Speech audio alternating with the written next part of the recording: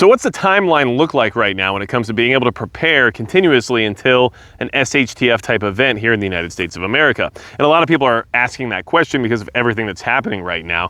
And of course, I'm not a prophet, I'm not a fortune teller, and I don't play with the occult, and you shouldn't either. I don't mess with that stuff. But what I can say is that there's obvious events coming here in our future that we have to be ready to see acceleration and escalation around. Of course, what I'm referring to is the election of 2024, and we all know that takes place in November, but we also have the transition of power that occurs next year in January. And any of those times are a good time to kind of plan around when it comes to the expectation of civil unrest or additional military movements globally due to the uncertainty about the outcome of our election here. And of course, these days, with the way everything is politicized, our election will be used as a way to implement other forms of tyranny or who knows what else, based on the fact that certain groups or certain participants don't get the way that they expected to. So I do want to mention that Midway USA is the biggest supporter of the channel. Thanks to them, I get out here on the range, get some training in, test out gear. And I think the Barrel and Hatchet guys just recently put out a post stating that training was the purest form of protest, in the sense of, you can't protest if you're no longer allowed to, right? So training, in order to make sure that that's always something that's allowed, is rather important. So a big thanks to Midway USA.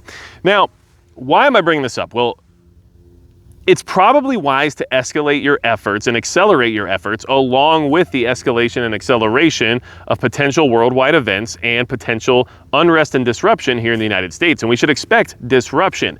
For example, right now there's multiple cyber attacks going on all over the country. And I was even directly affected by one because I just had my vehicle serviced, right, at a dealership, and they weren't able to provide me with an invoice because CDK, which is the company that does all the invoicing and sales receipts and everything else for all the car dealerships around the country, was attacked in a cyber attack and could not offer their services. So these things are happening like right now, and they're only going to accelerate and escalate closer and closer to the election, possibly from within, right? In order to, I don't know, change the outcome of certain aspects of our future.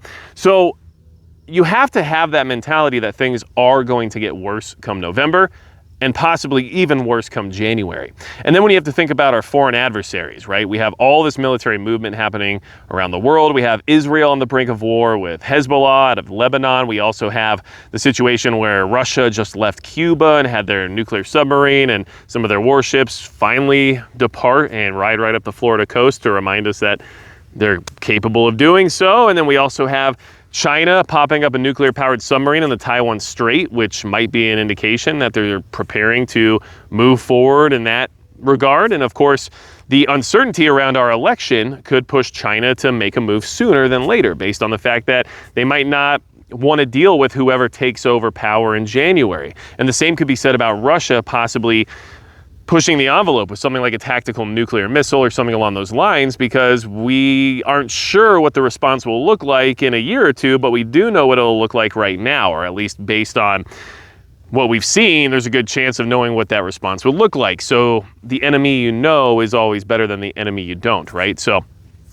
that's why you should be expecting things to escalate and accelerate come November, come January, and especially here stateside, you have to expect that unrest to really pick up much closer to the election, especially because we have these movements occurring right now that are potential catalysts of additional unrest, but I don't think we've seen the actual boogeyman that will create the unrest to the level of 2020 quite yet.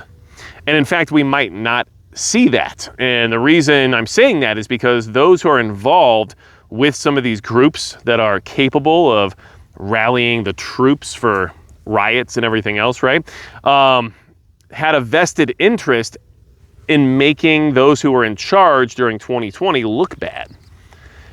And now they might not be interested in making those who are in charge look bad in comparison to those who may be in charge next, right? So that unrest might even wait until after the results of the election are in, depending on who takes over. So those are all considerations you need to make. And then you should also be aware of the fact that, well, certain aspects of our country are obviously compromised, and certain political parties and ideologies seem to be more compromised than others. Not that they all aren't to a certain degree, but you have to understand that, for example, there was just some legislation that was being pushed through in Arizona. Sorry, dry mouth is a real thing out here. And while it was being pushed through, the state Senate in Arizona denied a bill that came from their House trying to designate drug cartels from Mexico as terrorist organizations.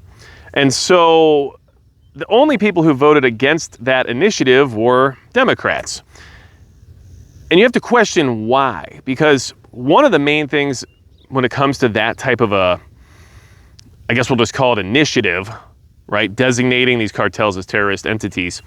It's not necessarily so we can just go drone strike them and get rid of them, right? Like, obviously, I think a lot of people would agree that wouldn't be the worst idea. But really what it gives us the power to do is hurt them in their bank accounts, right? It allows us to take additional measures when it comes to freezing assets and seizing assets and basically trying to control their ability to do commerce, which hurts those organizations quite a bit, right? And these people voted against that because they felt like it, I don't know, would compromise Homeland Security's current mission set rather than, instead of focusing on treating these entities as potential terrorist organizations, now they're just going to keep doing everything the way they have been, which obviously is working very well. And so if money was really the only thing that was going to accomplish in hurting the cartels, and these people were so adamantly against it, you have to wonder why they'd be protecting the money of these entities so strongly, right? And whether or not there's any compromisation happening. So that's just what you need to kind of consider. I hate saying it, but these elections have always been tumultuous here over the last couple of cycles, and I don't think this one's going to get better. And I have a feeling it's going to be worse, but maybe for different reasons, right? And at least last time around, the global stage wasn't ready to be lit on fire at any point in time. So when it comes to your preparedness efforts, when it comes to trying to get ready for potential danger, violence, who knows what else might be happening out there, right? The efforts need to escalate and accelerate along with the timeline of the election. And if nothing happens, which is what I would prefer, and which is what we should hope for, then all you'll be is better off post the election for whatever happens thereafter, right? And let's be honest, I hope nothing happens ever. And I don't care if it doesn't. Oh no, I spent money, time, resources, and energy on having backup systems in place in case something bad happens. Boo-hoo, I won't care at all. But if something bad happens, I'll care a lot about the fact that I was able to put some time and energy in beforehand, right? So, under attack. Let me know your thoughts below, but I think that's the timeline we're working on. I mean, I don't know what else to say. It's pretty obvious to me, but I wanted to touch base on it. If you have something to add regarding that, please add it in the comments. I'm very interested in hearing what you guys' opinions are when it comes to all this stuff, and whether or not you think things like we'll be in full-blown, full mobilization World War III here within the next few months, or if you think that that will remain like a proxy shadow war into infinity. I mean, I just don't know. But I do expect stuff to happen here stateside revolving around the elections at some point in time. And who knows what that'll be, but I do know that the risks are high and the warnings are there. And, well, the only thing I can do is be as prepared as possible. So anything else you need from me, go to magicprepper.com. And besides that, that's going to be it for Magic Prepper.